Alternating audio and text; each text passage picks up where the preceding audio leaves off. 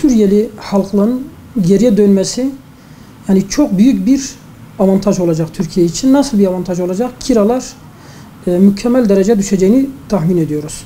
Özellikle Gaziantep, Hatay, Antalya, Mersin, Mardin, Şanlıurfa ve Güneydoğu artı İstanbul, bunlarda çok bir kiraların düşeceğini tahmin ediyoruz.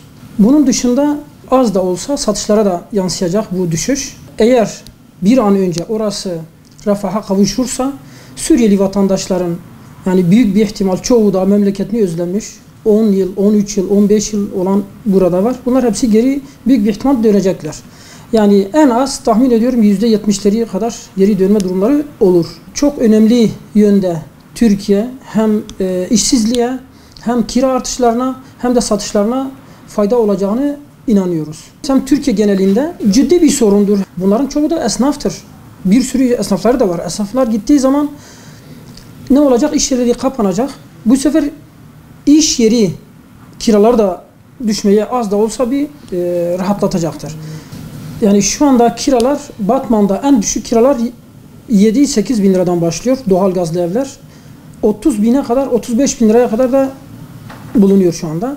Ama onlar döndükten sonra aşağı yukarı tahmin ediyorum %35 civarı bir en az %35 etki yapar. Mesela bu sene %62 tefe oranına göre artış gerçekleştirildi. İnanıyorum ki seneye yükselmeyebilir. Yani tefe oranı yükselse bile bu Suriyeliler geri döndükten sonra yükseleceğini tahmin etmiyorum. Çünkü bir sürü boş daireler olacak.